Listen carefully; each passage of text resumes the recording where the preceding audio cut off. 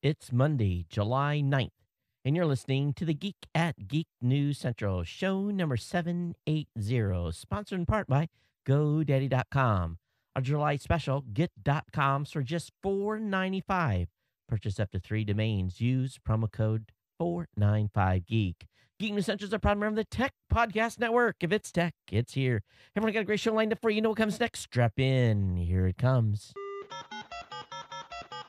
All right, people, I need a go, no-go for the Geek News Central podcast. Digital archive recorders. We're go flight. Microphone. We're go flight. Video feed. Go. Web browser. Go. RSS data stream aggregator. Go flight. Interflux Toddism suppressor. All right. I'm confused. Host readiness check. Welcome to the show. Welcome to the show. Voice ready confirmed. The Geek News Central podcast is a proud member of the Tech Podcast Network. If it's tech, it's here. All right, ladies and gentlemen, we are ready to go. Cue Todd in 5, Button, who's got the button? 4, There is no cause for alarm. 3, Everybody hold on to something. 2, Just press the button. 1. Aloha and welcome to Geek News Central, coming to you as live as it can be from the beautiful state of Hawaii via the Geek News Central studio overlooking Greater Honolulu. Hey everyone, welcome to the show. My name is Todd Cochran, and crazy afternoon. I didn't know if we were going to make it back here to do the show tonight in time. I spent about 2 hours dealing with a massive traffic jam, but we'll talk about that here in a few minutes. Hey, I want to give a warm welcome to all of the Ohana, all the longtime listeners of the show. Thanks for being here. Thanks for staying subscribed and being part of the family. And of course, the most important thing is Ohana means family. And thanks for being here. And I tell you, what you got to do is it's real simple to get connected with the show. And of course, I'm fully and illy prepared today to talk about this because I didn't have this set up. There we go. What you want to do is you'll want to get over to geeknewscentral.com, check out all the great content in the circus. We've got a great bevy of writers and producing all types of content, of course. Latest couple of things up, talking about Android ICS to the TV, talking about Bibles being replaced in Kindles and stores, talking about Espinal in Google, talking about DNS changer infecting your computer.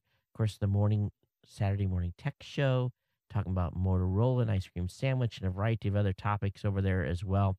Of course, what you want to do when you get over to the website is get subscribed to the show.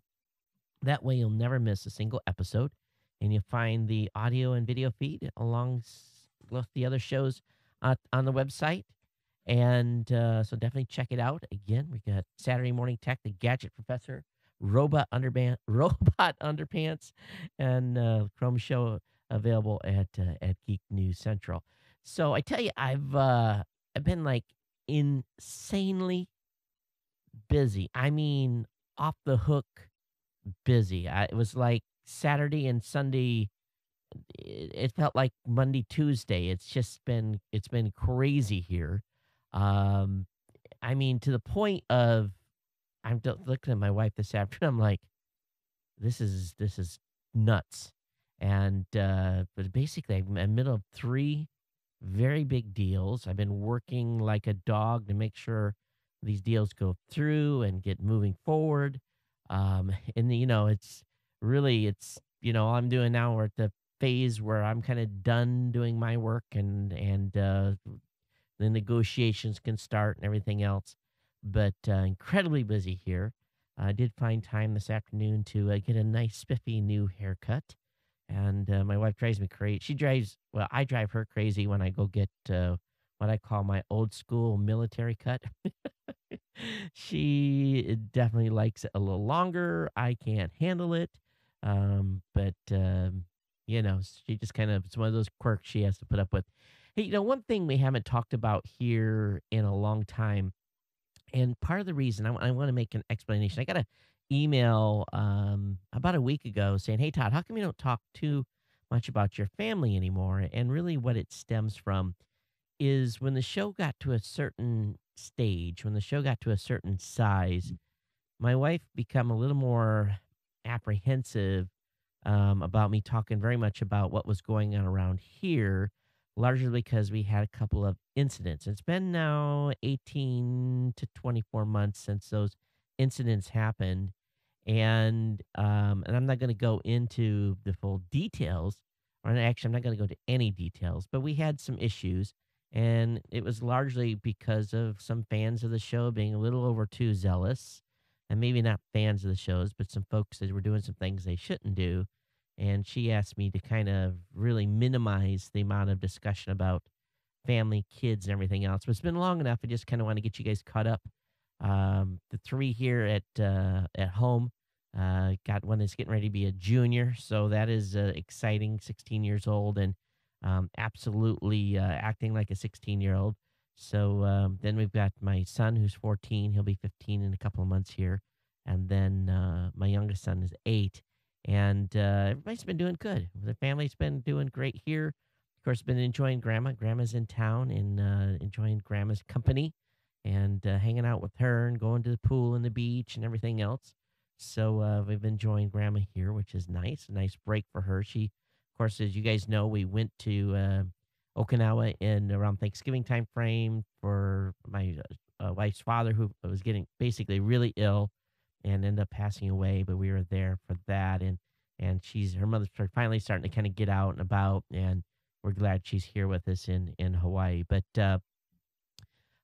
just kind of wanted to get you guys kind of semi caught up. Didn't want to go into, again, too many details, but everything's going here good on the family side. And I appreciate you guys. You guys are here supporting the show, week after week, month after month, year after year. And it's really important that you continue to do so. And I'm glad that you like the content and you stay with us. Now, one thing you can do if you want to reach out to the show, it's real easy. All you got to do is reach out on Twitter at Geek News. Of course, you can email me here, geeknews@gmail.com. And our hotline is always available at 619-342-7365. One thing we do, of course, want to thank is our sponsor. GoDaddy.com has been a sponsor here now for 7 years, and they do continue to do a great job. Actually going to be meeting with them a little bit later in the week. We may be bringing on some new promotions and stuff, try to basically get some new offers and stuff in front of you. But right now, we've got .coms available for just $4.95 each. You can purchase up to 3 domains by using the code 495geek. Of course, all you got to do really is when you get over to GoDaddy, and this is what I really want you guys to consider here. I do look around at different services, and I do some comparisons to determine, is this product staying competitive? It's doing what it's supposed to do. Is it, where are they at in the space? And very rarely do I ever find any deals that are any better than what they have to offer on domains, on hosting accounts, on servers, you name it, they've got it. And really, what I want you to do is consider becoming a customer over at GoDaddy.com. Pick up some domains, pick up a hosting account, and get started. Let's see some of you become bloggers or podcasters. I think it would be fantastic to see more of you continue to basically jump into this space. Or if nothing else, set up a site for your family, something where you can share information about what you're doing, your life, and something that you can pass on as a heritage piece to your kids. So, start with a .com. Get .coms for all your kids. That's an important thing. When my kids were born, the very first thing I did was buy them .coms. And I got all the ones except for one, and I have basically been watching for one domain to pop for a while, and I'm very close to obtaining it. But, it's something that you can pass on, and domains are not easy to get these days. So pick one up, pick a family one up, and this is a great opportunity. $4.95 per year, up to 3 domains. Again, if you go over that 3, they're going to tack on $7.99 per year each. But you can use all my other promo codes that you're going to find at geeknewscentral.com/GoDaddy. And really, we've got all these great codes. Todd20, Todd, ComSale 3, Geek Central, Aloha. That Aloha one gets you $20 off on any order, $75 or more. So definitely consider becoming a customer at GoDaddy. Use their products and services. Support the show. Helps me keep the lights on, literally. It's very true. If they were not a sponsor here, it would I'd have to change what I do in a hurry. So your support is greatly appreciated. Hey, let's go ahead and I do want to say, one thing I did find out Saturday, we get ready to do Saturday morning tech. Turn on the gear. Of course, I get up at 5 o'clock in the morning. I come into the studio. I turn everything on. I get all the stuff set up. So the Amazon comes online, so the server's ready to go, and basically the Flash Media server and their cloud service. And I get up to the mic, and I normally kind of put a headset on and I tap the mic just to check, and there's nothing there. And I'm looking at the setup, and lo and behold, one of the pieces of gear that has been with us from the beginning, the little light's out, and I haven't had a chance to check yet. We've got it bypassed today, so I'm going directly without some of the extra amplification that I normally have. So hopefully the audio is good, and I know that you'll let me know whether or not it is or not. But we'll get that repaired and back in the loop here in the coming weeks. But actually, it doesn't sound too bad. I bought that amplifier when I was using a little lower class mic, and as I've been listening to the audio, I don't know if I'm actually going to need to have that back in the loop. Maybe it's a piece I can sell or give away. Now, speaking of giveaways, one thing was brought to my attention. On the last show, I talked about this new Geek News Central Insider prize stuff that we were going to give away. And I was made aware that I needed to add an additional clause. And basically, I have to change things up, or I could technically legally get in trouble for running an illegal contest. So what I've done and what I have to do to keep the giveaway on the basically without me being in trouble with basically Uncle Sam and the authorities is to make sure that there's basically multiple ways you can win. One, you can send an email to geeknews@gmail.com. All you have to do is send an email to geeknews@gmail.com. Say support the GNC show in there. You can put a comment in if you want. And by just sending an email to the show, you're going to get put in the hat to win. So there's going to be, you don't have to contribute anything to win. But we're still going to tie it to contributions. If you feel like you should feel that you can give a contribution, I would appreciate a contribution on the Insider program. All you got to do is go over to geeknewscentral.com/insider, become a monthly, become a yearly, just sign up for one of the plans, and then you'll automatically be entered to win as well. But again, you don't have to enter to win. Now, what we've had to do is I was originally going to, based on sponsorship level, or basically on donation level, was the number of basically entries that you would get into the drawing. And because I've got to have an equal playing field to keep this thing legal, and because I have to allow people to participate without basically donating, everyone's going to get a single entry. And that's the only way I can really do it technically legally without getting in trouble. And I want to thank a fan of the show for bringing that to my attention immediately following the show. I said, hey, Todd, I think what you're planning is great, but I think it's got a flaw. And here's why. I was like, oh, yeah, it is. So I've changed that out. And what we're going to do is we're going to delay giving away any prizes until the next show. I just so we can set the record straight and be squared away on this. And that's one of the reasons why the information didn't go up on the Insider page, too. I wanted to clarify it during tonight's show. So thanks for everyone for the fans out there for saying, hey, Todd, I love what you're doing, but you got to change your rules. So anyway, we're still going to give away a bunch of prizes. And the goal is to raise as much money as possible for the show so we can carry through and do some special things throughout the end of the year. And also we're trying to raise money before we get to show 800. And so support the show, become an insider. And we'd appreciate $2, $5, $10, $25 a month, whatever you feel like you can contribute. It would be fantastic. Or you can even do a one-time contribution as well. Hey, so again, all this stuff we're going to give away, like laptop stands, Pogo plugs, Apple TVs, Google TVs. We got some Dynamo label writers. We've got a Windows Home server. We got Drobo. We have a variety of electronics, monitors, scanners, microphones, mixers, backpacks, computer bags, tripods. And if anybody wants to, if whoever wins the 5 world-class cigars are going to have to provide proof of your age, because I'm not going to send 5 world-class cigars to someone that is not of legal age to smoke. So that'll be available. Or you can opt to have a regular prize, because I know some of you may not smoke, which is fine. But again, 5 world-class cigars out of my humidor behind me. Garmin GPS, Mac Mini. We're going to give away some cash prizes at the end as well once we hit our goal that we've set to raise over the next 20 shows or so. And we want to thank all of you for support. And I know you guys are like, shut up, let's get into the content. And that's exactly what I'm going to do. And thanks for being patient with me and hanging out here. So someone says the volume's low.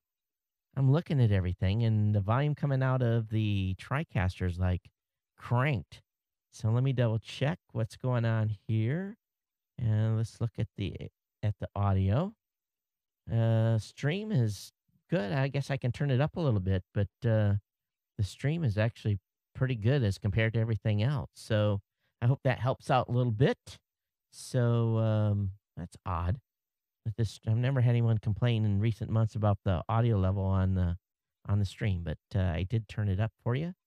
So thanks for giving this shout out.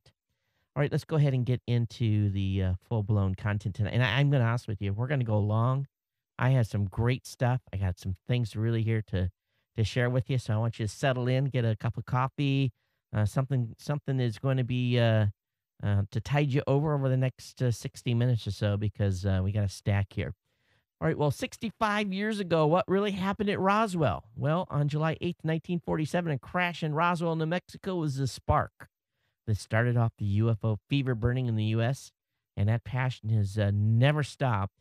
You guys know that I have told you the stories about the two UFOs that I personally saw.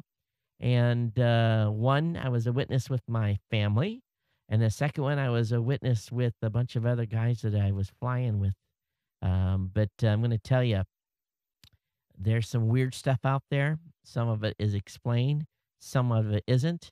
And I just wish they would hurry up. If they're going to make contact, let's get the game on, and let's see. Do you think people could handle?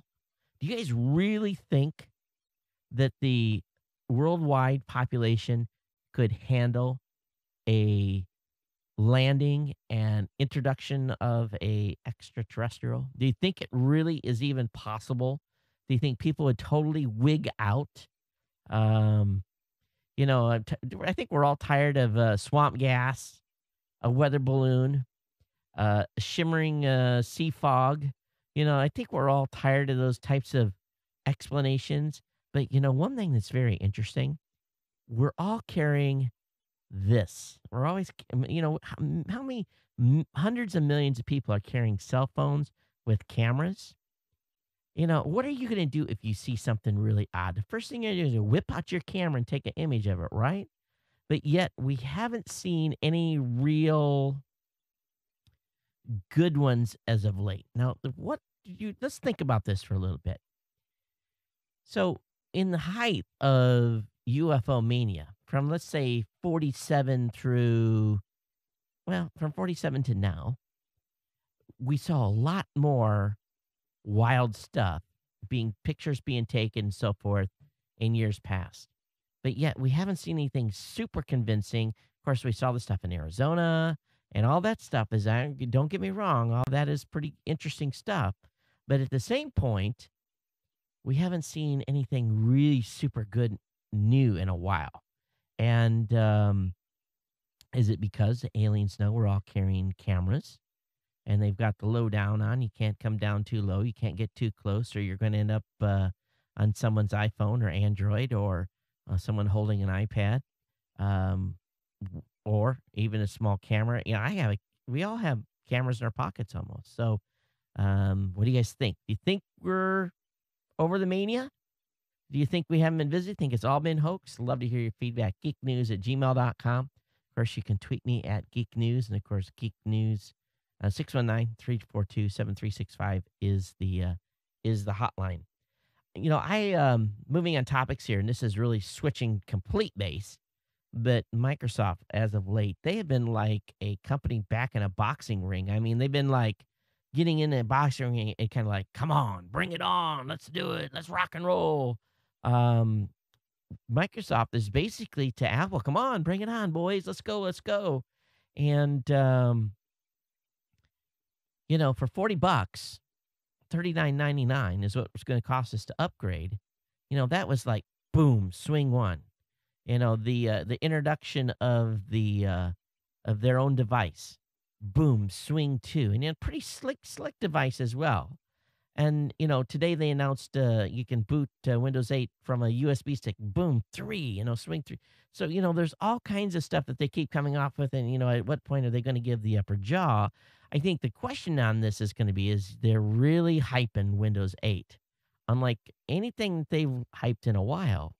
So is it that they're worried about Windows 8 and the complete transformation of the operating system and the complete new way of doing things? Or are they that confident in this new product that they think they've got a game changer? They bought a company that has builds monitors. I don't know kind of exactly what the reason for that is. The company called Perspective Pixel. It's a touchscreen company that they've bought. So does this mean that they're going to be making more devices? Only time will tell. But be interesting to watch. It's going to be fun. It's going to be a fun fall here. We're going to have OS 10 on the street. Matter of fact, the final build, the pre-release build is ready and is up, and those that are developers can download it. Actually, Apple's telling developers, send in your apps now, get them in, and so it's going to be a fun summer and fall for sure. All right, let's talk on a more serious topic, and this is this man. I saw this pop really late last week, and it didn't make the show last show because it didn't come out until afterwards.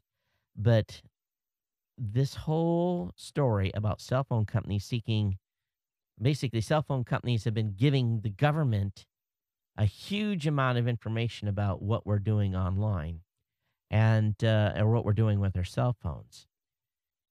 Reuters is saying that cell phone companies have basically been asked 1.3 million times in the last year from information from U.S. law enforcement on consumers, on their phones, records and requests, basically on text, on your phone records, what's on your phone.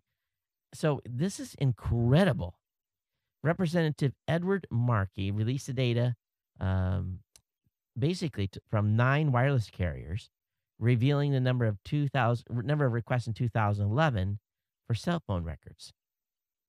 And this was from a variety of different agencies that were requesting information: Homeland Security, the FBI, other government agencies, along with police and local law enforcement, Verizon, Vodafone, AT&T, Sprint, T-Mobile, Dutch Telecom, Metro PCS, C Spire Wireless, Cricket Communication, Tracephone, and a large number of other companies U.S. Cellular responded to Representative Markey's inquiry.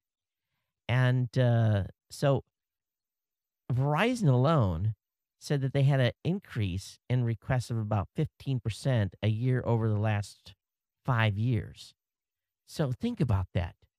15% increase year after year for the last 5 years, with 260,000 requests by government officials for consumer records. And how many of these were done? 1, without search warrants, and 2, why? Who are they? 1.3 million requests. Folks, do the math. How many people live here in the United States? This is a huge percentage of the population if you really think about it. You think it's about 1.3 million users. It's obviously some people may have 2 or 3 phones, especially someone that's doing a criminal enterprise. But still, 1.3 million requests for information. I think what's going to happen here is we're going to end up back in front of the Supreme Court with another challenge, basically saying, hey, you can't put GPS tracking devices on cars without a warrant. You can't be tracking phones that are GPS enabled or getting phone information without a warrant as well. Now, some of the companies have said that they basically told agencies to basically kiss off if they didn't have a warrant, and denied information to some agencies. But still, of the 1 point, you think about that number, how many, you think that AT&T has 100 full-time employees that do nothing but review and respond to law enforcement requests. 100. 100 in the United States. That's 2 per state. And they work 7 days a week, 24 hours a day. Verizon has 70 employees. Sprint has 36. That's crazy. Oh, and they have additional 175 analysts that respond to court orders for subscriber information. An incredible number of people that are just all their job is to get information from a law enforcement agency, find out if it's valid. You know, T-Mobile's told the representative that it had dedicated law enforcement relations team that works closely with its legal department and privacy team. So you just wonder if it's time to do a Freedom of Information Act to see if any information on you has been requested by any government agency. 1.3 million. That's an incredible number. It makes you wonder, if you think about this, if this is on mobile and wireless devices,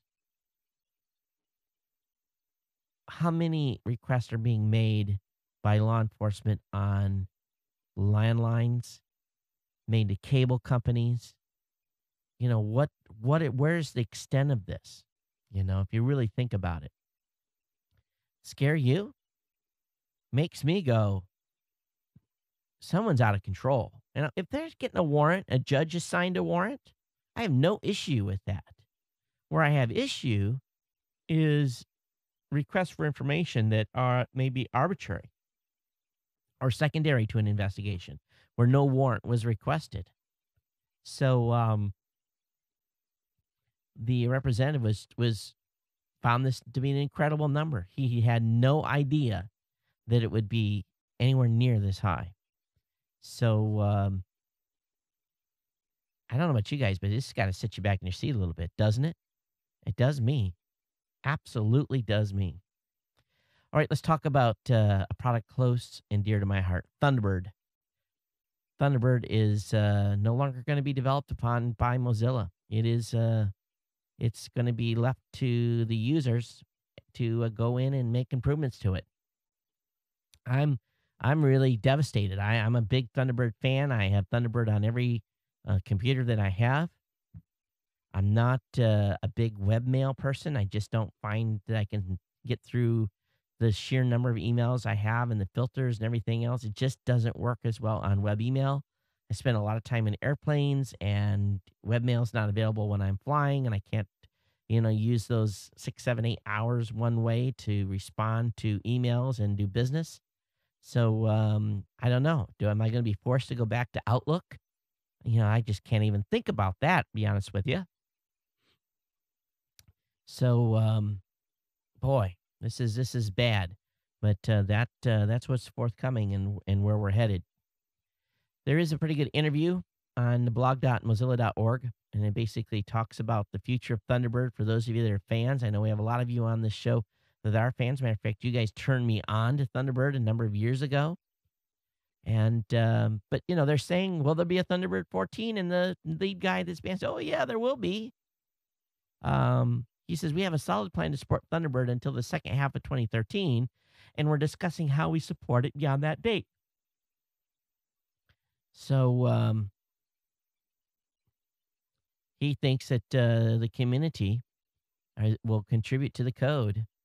And we do have a pretty stable release at this point, but I'm worried about security and a variety of other things that may happen over time. But for now, enjoy Thunderbird in its current condition, and hopefully they'll continue to update it. All right, this is a topic that is definitely not techie, but having spent 24 years in the United States Navy and having retired and having flown and gotten some combat air medals, I saw a link today in an article on the Washington Post. And I'm not a regular reader of the Washington Post, but apparently the Pentagon is considering awarding distinguished warfare medals to drone pilots. And I said, huh? Drone pilots? The drone pilots are hanging out in the air-conditioned, normally a air-conditioned trailer of some sort, And they're flying UAVs. They're not getting shot at. They're not having a missile launched off the rail at them. And guess what happens if the drone that they're flying crashes or something like that? It's like reset on a video game. They get up and they can, it's like they live to fly another day. And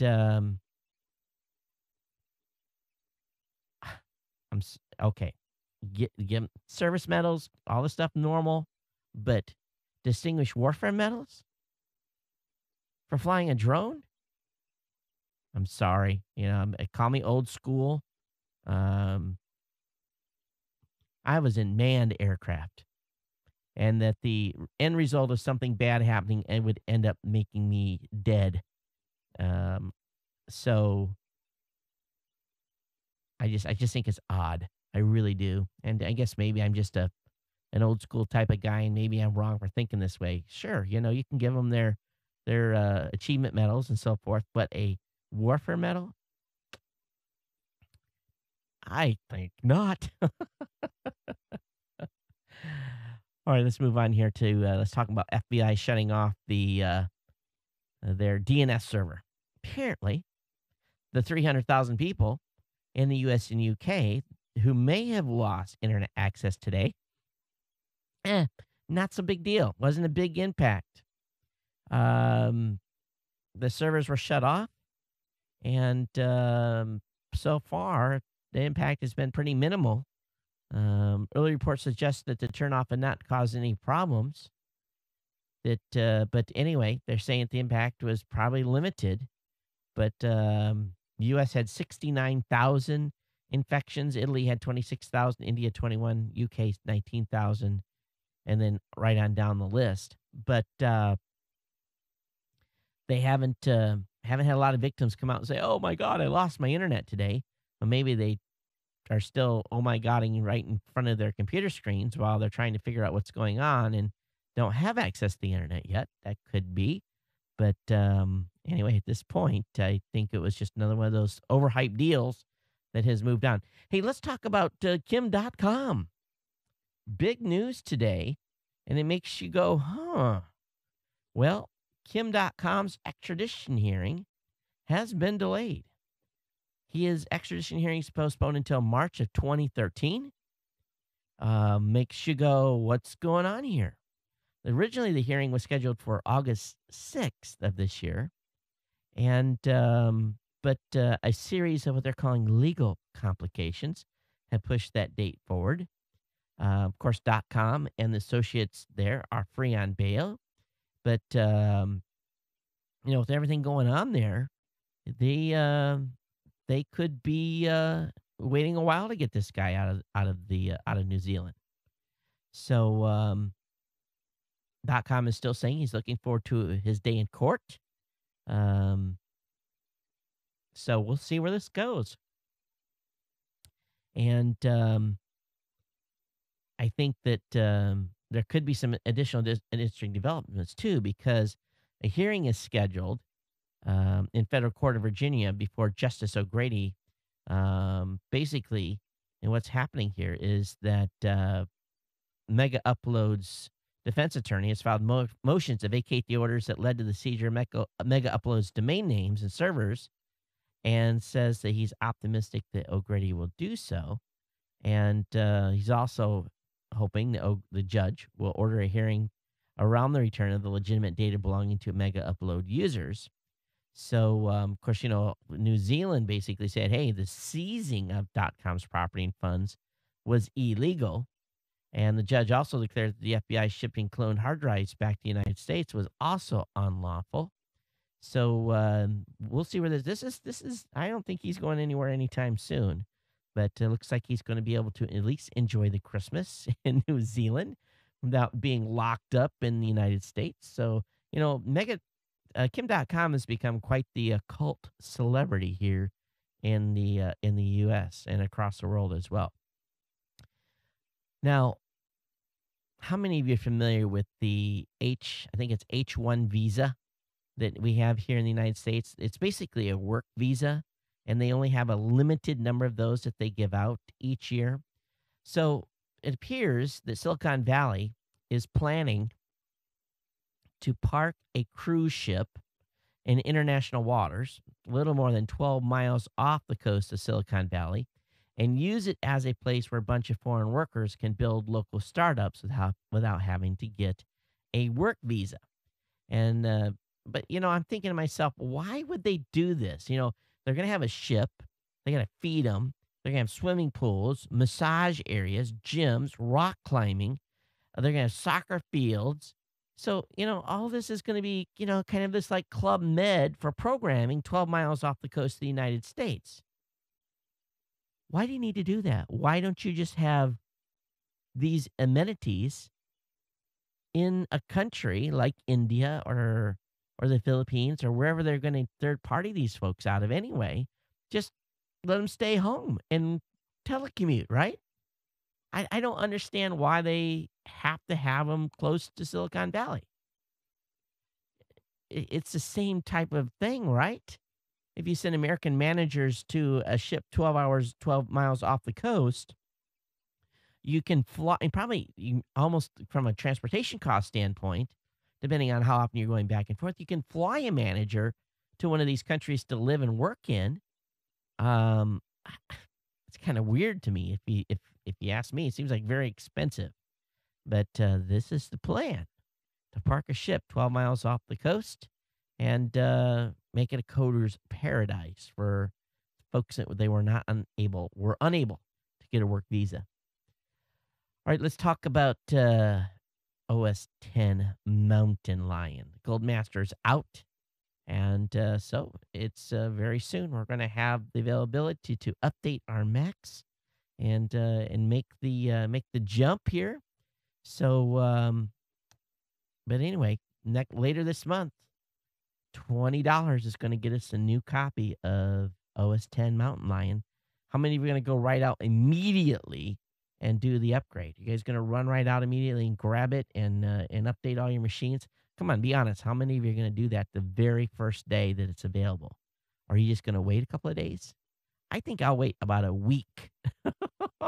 And then I'll do one machine and see how it goes. But, I've actually got the Ohana Source back here. It's running on 2 Mac Minis. I've got those of you that are on the video portion of the show, you guys can't see it. Now, I changed the camera here. But if I slide back, you see that down to the left of me is another laptop. And that laptop is being used to simulcast the stream on Ustream. And then, of course, I'm streaming this stream to my Flash Media server. And we're also doing an audio stream as well. So don't forget, we always have an audio stream up as well at Geek News Central live and post-show. So what I have decided to do is instead of having a laptop set here, those Mac Minis work out really well. And so I'm probably going to pick up one more Mac Mini to get everything kind of cleaned up and neat. I've been getting, how should we say it? The wife is wagging the finger at me a little bit, and telling me some of this stuff has got to be cleaned up. Now, my electrician was in here on Saturday, and he got about 90% of everything done. We've got a third circuit here in the studio. So now I was just, I wasn't blowing any breakers, but I was just, I have so much electronics here in the studio. I was getting a little nervous. Nothing was getting warm. There was, I was being real careful, but I just felt with the amount of stuff in here, it was best to bring in a third circuit. So there's a, third circuit in the back side of the wall, and I've got the power really distributed really well now here.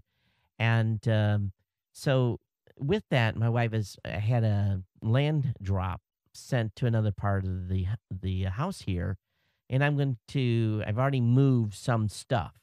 And so I'm probably going to be moving the streaming machines and some other stuff out there, and then a VNC into it and be able to manage them from here in the studio. But I'm going to get some make up some space, essentially, is the goal. And can't do everything. I can't completely minimize the stuff in the studio, but I can get some of the heat generation stuff put in another location. And I'm really looking forward to making that move and that Mac Mini will find its new home in that new location as well, and be basically the streaming machine. So anyway, looking forward to making that happen, and minimizing the space in and around the studio here. There's all the crap that's here. So questions being asked on BBC website at bbc.co.uk. They're asking, and I want to ask you guys this: is it possible to quit Google? Is it even possible to do so? Have any of you ever tried to go a day and divorce Google for a day or for a week? I think this would be near impossible. Of course, I'm using Google Apps. I use my email comes through Google Apps, a variety of different services as well. But I really think that it would be almost impossible to give up Google. And you think about phones, you think about search, you think about email, think about search, think about Google Plus, thinking about the web analytics, everything that Google touches on the web. It's pretty amazing, really, what they have built. And privacy concerns continue to grow on all these services. But are many of us living a Google lifestyle? Are many of us so enamored and use Google so much that it's just, we are, part of our online existence would not exist without Google? I think large stuff of what I do would not exist without Google. Look at this site traffic that Google, the traffic that Google drives to my site from search engine queries, the stuff I put on Google Plus, the stuff I, put on a variety of different services that Google uses. I just, I don't think I could get away from it. But I guess that makes many of us Google geeks, yeah? So this is a good write-up on the article on BBC about a guy that really tried to divorce Google. And then there's the other side of the fence where a guy said, I just basically went hog wild on Google. I think a happy medium is where we all should be. But if you want to kiss Google goodbye, we're going to start with this BBC article, and maybe you'll think twice about doing so. Hey, congratulations to Kickstarter. They've hopped across the pond. They've basically launched in the UK. And so they're up and running there.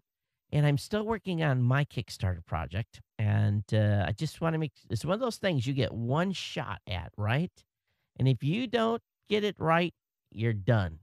And with my schedule being as nuts as it has been, I really couldn't focus on getting it ready. But hopefully, I'll have some breathing room here over the next week or so to be able to do that.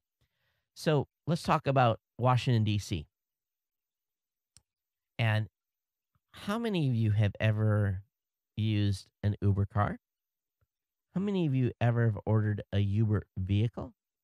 And basically, you guys know what Uber does, right? Basically, Uber is an alternative to a taxi. So what's going on here? Washington, D.C. City Council has introduced what's called the Uber Amendment. It's going to force sedans to charge 5 times minimum taxi prices. So what this is the city tax commission has tried to shut down private car services. Last January, they tried to do so over rule violations that really were not happening.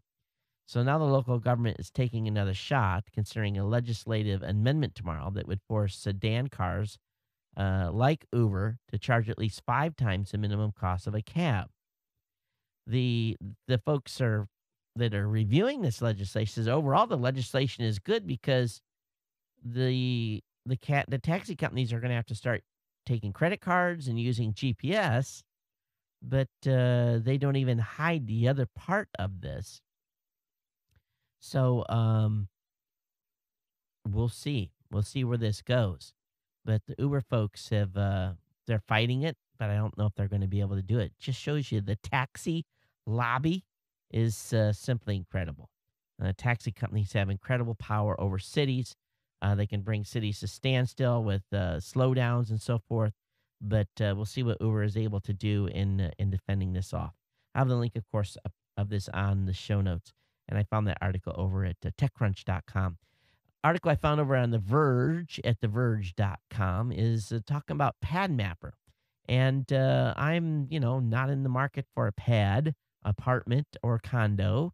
But the Pad Mapper was basically got in trouble with the folks from Craigslist, where Craigslist had issued a cease and desist to basically say, hey, you can't pull apartment listings off Craigslist. So what they've done is PadMapper complied with the initial cease and desist, but they have found some way around it. And if you are a fan of PadMapper, you can go back and start using PadMapper.com. I don't know for how long before before Craigslist shuts them down again. But this is a site that you'll be able to use at this point, and at least until Craigslist brings out both guns. So let's talk about Google Chrome. Google Chrome 21 beta can interact with cameras, mics, and game controllers. So this new beta version of Google adds 2 new APIs, and this is fun stuff. Now when you want to basically have a camera, utilize a camera on a website, they usually have to load some sort of third-party software to get the camera activated and make the link up. So what's going to happen now, we could start to see more web apps that allow for audio and video chat, music creation, or other actions that basically rely on a mic and camera. Well, what am I doing? I'm like whacking words tonight like crazy. So it's a Toddism night of destroying of the English language, that's for sure. So Google calls this new tool Get User Media API. And this is going to be some exciting stuff. It really will. It's going, and I thought to myself, oh, audio, video recording, don't need to have it, just loads up in the web page. Oh man, cool. So we'll see where this goes. I'm sure there's going to be lots of new, basically utilizations of different types of services. Imagine going to YouTube and just all of a sudden you can activate your webcam without having to use like Flash or another program, and your camera just turns on, you do your thing, you get done, and it's embedded. You can do that now on YouTube, but again, it's an extra piece that comes up, pops up, and has to start and load. Usually interacts with your webcam software, and that comes up and it does some stuff. So we're talking about a pure app that runs right within the web page. So really cool stuff here. And they have a list of some new web apps that take advantage of the new APIs already. So you definitely want to check that at the bottom of the article. And this was over at lilaputting.com, Lili putting.com, or putting, not putting, Puting.com. All right, article over on CNET talking about AT&T. AT&T has added more LTE markets. And here's where the new LTE markets are. For those of you that are in Buffalo, New York, Burlington, Vermont, Corpus Christi, Texas, Gainesville, Georgia, Greensboro, Winston-Salem, North Carolina, and Wichita, Kansas. Congratulations.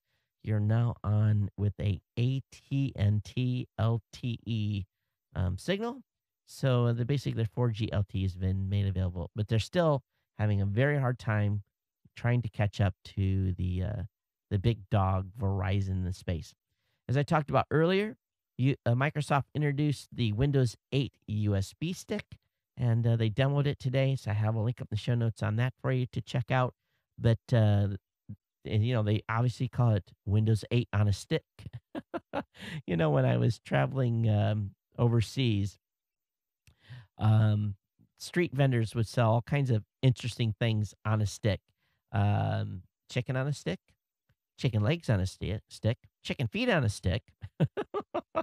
So never got into the chicken feet on a stick. That no, that was not a non-starter for me. But if you've ever traveled in third world countries, you will have seen street vendors selling plenty of interesting food on a stick, and usually cooked. Or if it's not cooked, they'll cook it for you in front of you. I prefer actually them to do it that way because I can actually see the freshness of the meat before it gets cooked, and hopefully it's not how should we say it? well, they need to cook it good, irregardless, because it's not always an area where it's how should we say it? The flies are definitely could be around from time to time. I know I just grossed a bunch of people out, but hey, that's the way it is. But nothing better than street food in third world countries. Love it. With caution, that is. Hey, Scoble's got an article up talking about scalable living, changes to make yourself more productive. And none of us are on social media to the level that Scoble is, but he says, I've been going through a lot of changes behind the scenes that is leading me down a new path I call scalable living. To get there over the past years, I've unfollowed about 10,000 people on Instagram. Then I did the same on Quora. I deleted hundreds of apps from my iPhone, totally changed how I communicate with all of you. He says, I almost shut down my blog, instead preferring to spend time where most of you are hanging out anyway, social media sites like Twitter, Facebook, Google+. Over that same time, I added more than 1,500 filters to Gmail, which cleans out my inbox of a lot of crap. He says, I rebranded my shows to Small Teams, Big Impacts. And he says these changes will continue the rest of the year, and here's where my head is at. So he goes on about what he's doing to minimize stuff and scale down. And, some interesting discussion points in here. And, he talks about calling family members. Instead of doing it one at a time, you would get them on a Google Plus session and talk to them that way. I'm sorry if I talk with family and friends, it's a one-on-one conversation. I don't want to. All right, here's a meeting, folks. If family members show up, if you don't show up, you're not going to get the information. That's not cool. If you're going to talk to your mom or your grandparent or an aunt or an uncle, one-on-one's the way to go. But what made him decide to do these changes was that several people he knew had passed away over the past year. And he said, what would I do if I only had one day left? What would I change about my life? I think, if I had one day left, I wouldn't be in front of this mic. And I don't think we can plan for death. Death comes when it comes. You no matter what you're going to do, it's like you've been on a highway and you're going down the highway and the mile markers, boom, boom, boom, boom, boom, boom, and you look at the mile markers. I got 62 miles to go in a vehicle. Okay, 62 miles to go. I am driving at 60 miles an hour, 62 minutes, I'll be at my destination. But life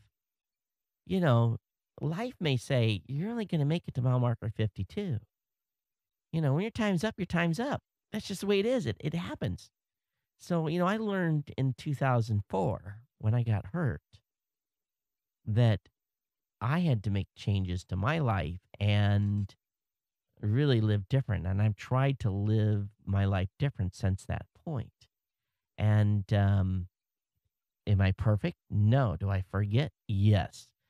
Do I remind myself from time to time? Absolutely, with articles like this. So I think we all should have a plan and should try to work for, staying optimized and doing, that's why a lot of the, people have told me in the past. As a matter of fact, I get emails from other content creators. Why do you buy all the stuff you do for your show? Well, I laid out a plan early on in this podcast that my goal was to be able to focus on the content, not worry about the technology, and to be able to get the show done and get out of the studio. Now, obviously, I spend a lot of time in this seat from a business perspective, but, doing the show is a whole different animal, It has its life of its own, and it has its own pulse and the way it works. And even though each show is a little bit different and the quality is up and down, depending on, how much of a day I've had and what's been going on and where my concentration level is. My goal with the show has always been have as much quality as possible, lowest amount of post-production time. When I get done, when I hit stop on the record button here, and like I said, we're going to go long today. When I hit stop on the record button, the goal is for the um, to be done in an hour. So basically, I get done. I immediately process the MP3 file. That starts getting uploaded. I immediately start encoding the video files, and I'm doing a mobile, I'm doing HD, and the standard RSS one for the three genre folks that want the different sizes of video files. I'm putting the show notes together. I've had a little more process now that I've had to cross post to gncshownotes.com, but essentially my goal is when I get done, that the lights are off in the studio an hour from the time I hit stop. Am I able always to do that? No. But I've been lucky. We've had great sponsors. I've been able to do that stuff to make the show easier for me. Do I go a little bit overboard from time to time? Probably. But it's, this is my passion. This is my business. And quite frankly, I have to lead. I have to, if I'm telling people you need to be doing video in your shows for this reason, I better be doing it to the best of my ability. Am I doing it to the best of my ability for what I have available, what I have for my resources? Yes, it is. And you guys are going to see today as the show comes out, there's going to be a new logo for Geek News Central on the album art. Is it perfect? Who knows? Who cares? It's different. It's a change. But I'm trying to move forward. And I want to thank people like Sam Garcia. He sends me private notes all the time, sends me a list. Am I able to implement everything Sam sends me? No, I'm not, but I honor his contribution to the show. So I appreciate what Scoble's doing here in scalable living, and I think we all can take some lessons from this. But definitely give this a read. I mean, this is an impressive long article. We're all busy, and the key is to live an optimized life as much as we can. And believe me, I wish I was more optimized than I am. So I probably can learn a few lessons here. All right, let me move on to a different topic. There's a site out there called Fancy, thefancy.com. And Jeffrey Powers from geekazine.com turned me on to this. Services like Clout and Cred may turn people's social influence into points, but social curation site thefancy.com, it's going to give users something more, cash. And so what they're trying to do here is they're rolling out a program to compensate users for the curation and sharing. So I haven't checked this site out yet. I'm not a big picture taker with my phone, but I have to definitely check out what their plan is, and maybe there's a potential revenue stream for all of us here. I always love to see stuff on undersea cables. I just have this fascination with them after seeing an undersea cable coming in Guam when I was living there in the early 90s. But folks over at GigaOM have basically it's a visual guide to undersea cables and their $5.5 billion price tag. So this is cool what they're doing. They're spending a lot of money, and I mean an absolute buttload of money to lay in a whole bunch of new capacity, which is going to essentially give them a lot more long-haul broadband. And this is really going to add to making available demand or bringing on more supply to meet the demand that's out there. So we'll see how this goes. Checking out the stream. Is the stream still up and buffering? I had an issue the other day with it dropping, and we'll see if it looks like it's just buffering out there. Let me cycle this. Well, that sucks. That really does. I don't know what's going on. No wonder we lost a couple of people off the live stream. So let's try that again and see if it recovers. I'm gonna have to do some tests here if this continues to do that. That's very, very bizarre. Those of you listening live via the audio part could care two hoots, right? Huh. And I know when they said anything in the chat room too. Folks in the chat room, hey, are you awake?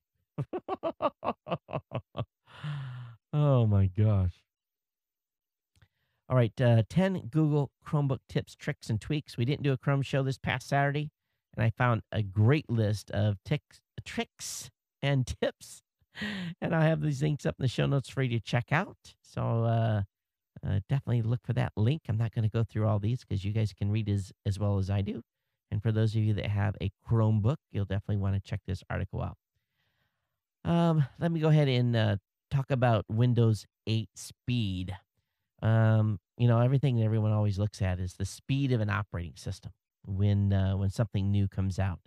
But PC Mag has basically performed an array of speed tests and on the pre-release of Windows 8, and basically they're saying that it's will start up and shut down quicker. It performed meaningfully better in browser benchmarks. And they think it may be faster as Microsoft does its final tweaking. But they're saying here where you're going to see the biggest difference in Windows 8 is how often you have to reboot and shut down your computer. This desktop never gets shut down unless something really goes bad. It says, how quickly and reliably does it come out of suspend mode? I don't even leave laptops in suspend mode. I shut them off, largely because I've never had a lot of luck with suspend mode. They're also talking about how fast you can get stuff done in Metro, how responsive is Metro, and also does the combination of Metro and Windows desktop feel fast. And so they're saying that this new desktop offers the best of both worlds. We'll see where this is. And also they're trying to figure out what's going to happen with the install, what will happen with Windows 8 after a year after the install. Because, most of us that use Windows and have used Windows for years know that every once in a while you get just a lot of junk in there. So what they're coming up with is what they call Windows 8 Refresh, which lets you reinstall operating system while preserving apps and settings.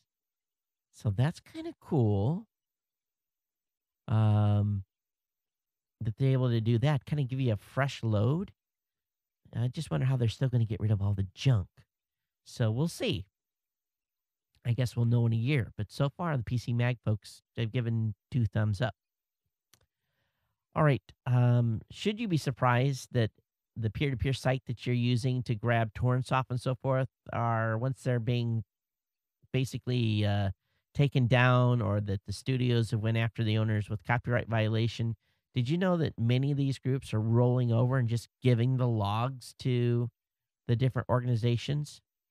One group, Oron, is basically, they passed over everything.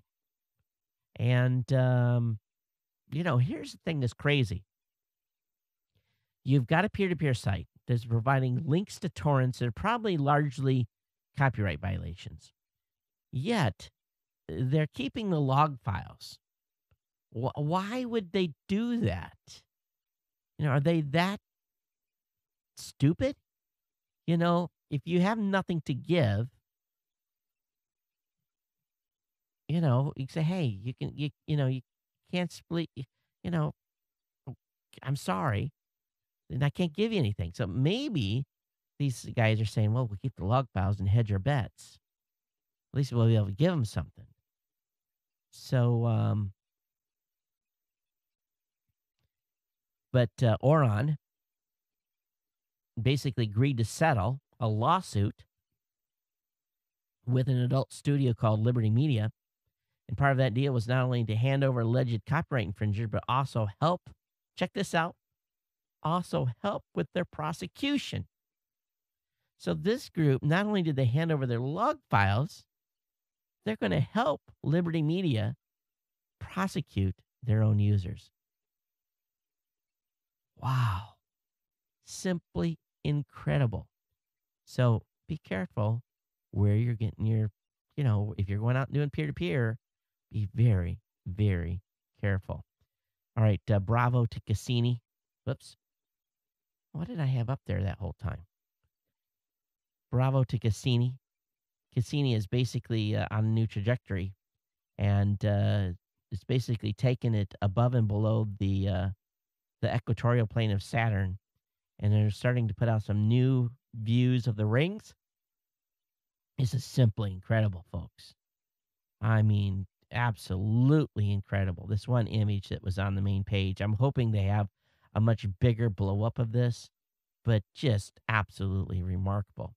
Along with that, in space news, every once, we got so much stuff uh, overhead on us right now. We're seeing all kinds of cool stuff.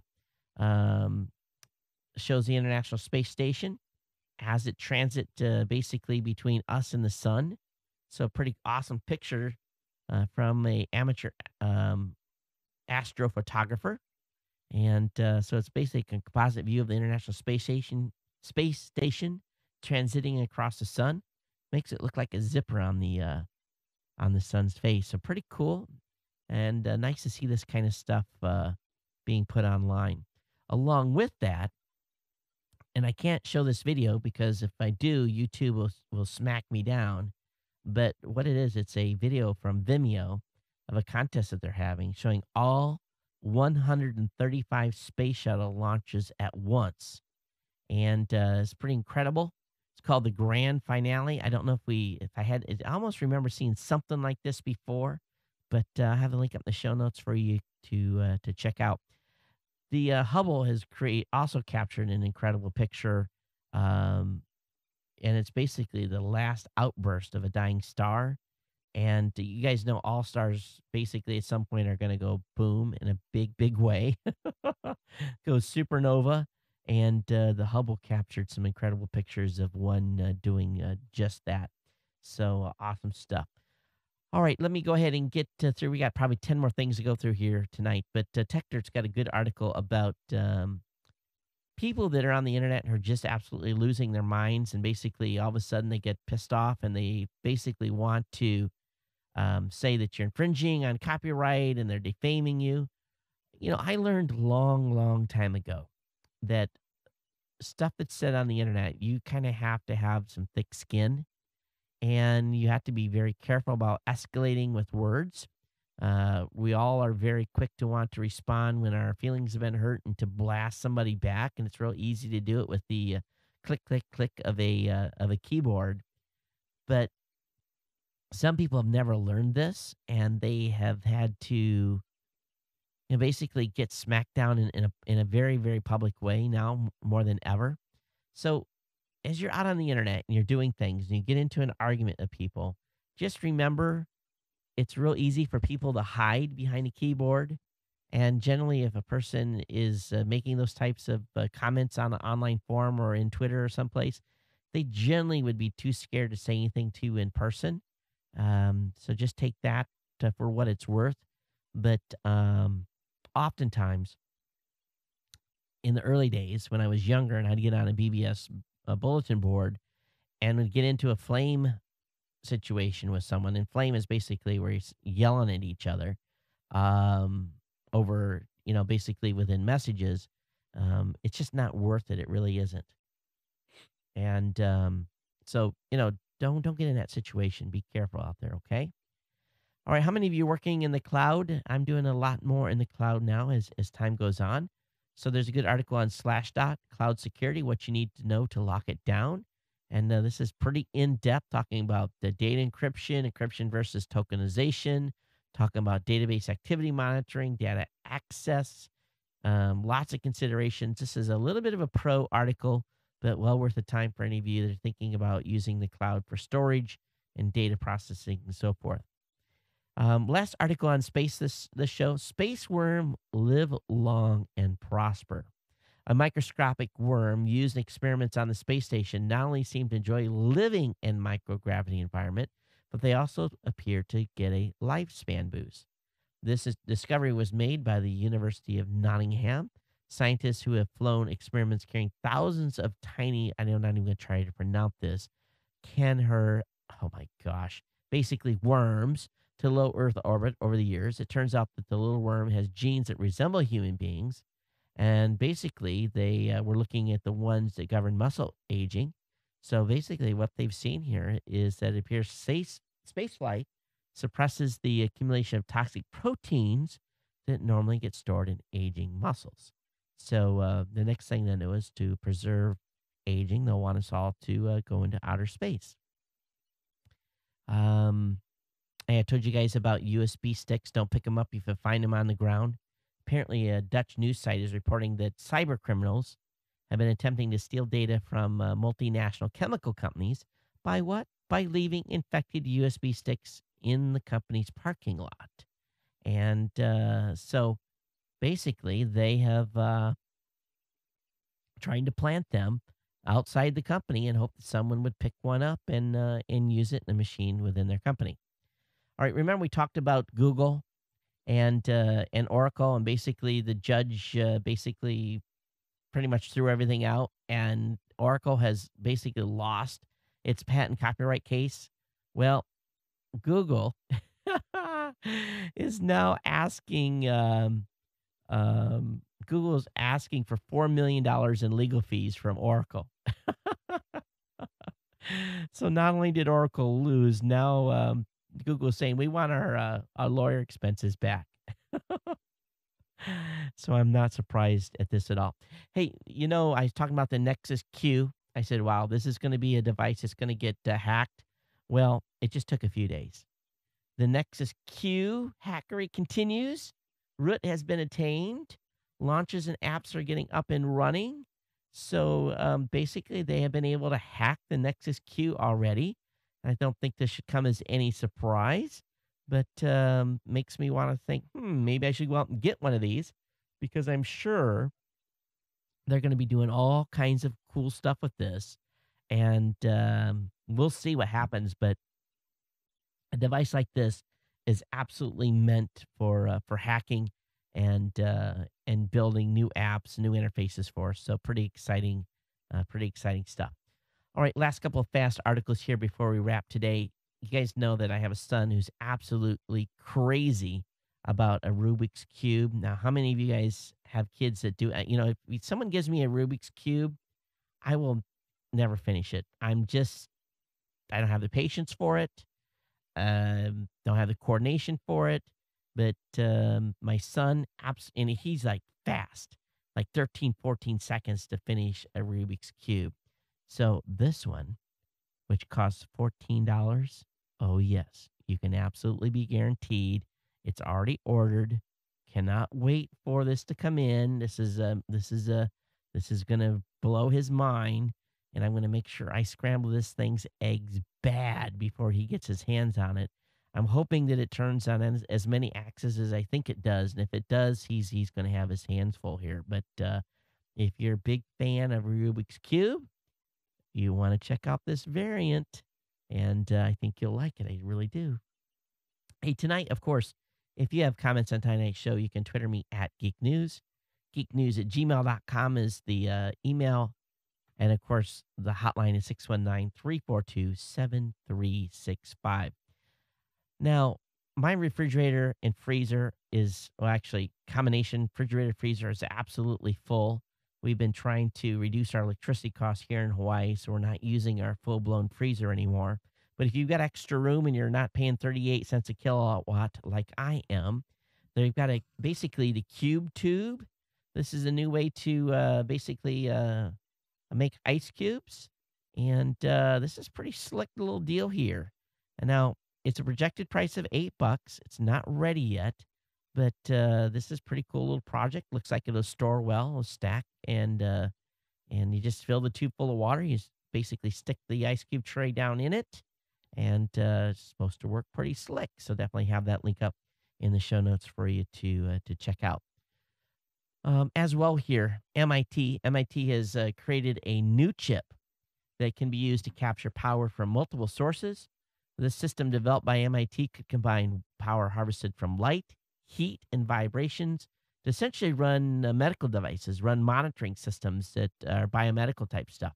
So basically what they're trying to do is have a battery-free monitoring system, which could, again, be used in biomedical devices and so forth. So they've described this new device and how much power it's able to create and what type of technology it's using. Leave it to the whiz guys and gals at MIT to come up with this. All right, last three articles. Android 4.1 source code is available and online. So Google is a nice treat for all the modders and developers out there. The Android 4.1 Jelly Bean code has been released today as part of the Android open source project. So go get it there, coders. Also, I had to share this. This is a Hawaii thing. Let me actually save it to the last article. You guys will laugh about this. But let me switch gears back here. A new camcorder for a new breed of citizen journalist or podcaster. And basically, I saw this today, and I want to see the full review on it. But it's the QTHD, again, QTHD. And this is a new product from Zoom. It's basically designed to record and stream in full HD. So what it is, it's a palm-sized camcorder packed with every feature a journalist could need. Captures up to 40 minutes of video at 1080p, H.264, includes a 2 gig SD card. It also boosts onboard 24-bit 96 mid-side stereo recording, which combines a unidirectional frontal mic and a bidirectional side mic. So very awesome stuff here. Now, what's even more cool is when the QTD is tethered to a laptop, it can also broadcast live using basically Skype, Ustream, Flash Media, and so forth. And what's awesome about this is essentially what they've done is you can use it like a normal camcorder, but when you plug it in, it acts as a USB camera. So this is going to be available for $200. Cannot wait. This is going to be an awesome device because of what it's able to do. And if the camera quality is high enough, I know a lot of folks are going to be using this. That's for sure. All right, last article, really quirky one here. Of course, you guys know I've got a couple kids that play ukulele here at the home. You live in Hawaii, you play ukulele if you're going to school. If you don't, you're it's just, kids carry the ukuleles to school. They play them at lunch. It's the very popular instrument. But if you're a nerd, you can buy the Atom ukulele. And basically, if you're a scientist and a musician, you're going to love this. The Atom ukulele is available for $700. It's custom made from Etsy, offering a maple body and neck. It's a standard 4-string uk, but of course it's got its atomic age design on the body. I showed this to my son, and he's like, "No, Dad, I'm not going to have one of those to take to school. It's not cool." So definitely don't get this for your teenager. But if you're an ook fan, this might be something for your ook collection in your bar or something. At least it's a nice talking piece. But for $7, you're gonna have to be a serious collector to want to buy one of these. All right, let me check the email. As I said, we're way long tonight, and but that's okay. It's all good. And let's see if I stayed ahead of my email tonight. And what do we have here? Let me go down to GNC comments. Today is what? Today is the 9th. And why isn't that email loaded? Let me see here. Oh, that's beyond bizarre. Huh. Well, that's easy.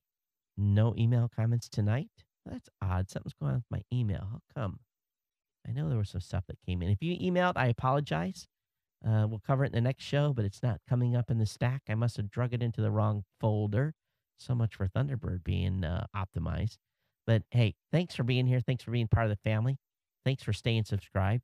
Thanks for supporting my sponsor. It's really important that you do. Definitely check out all the promo codes I have available at geeknewscentral.com/GoDaddy. And it's been my pleasure to bring you the show as usual. We'll be back here on Thursday night with another show. And again, it's been my pleasure. We'll see you next time. Everyone take care. And aloha.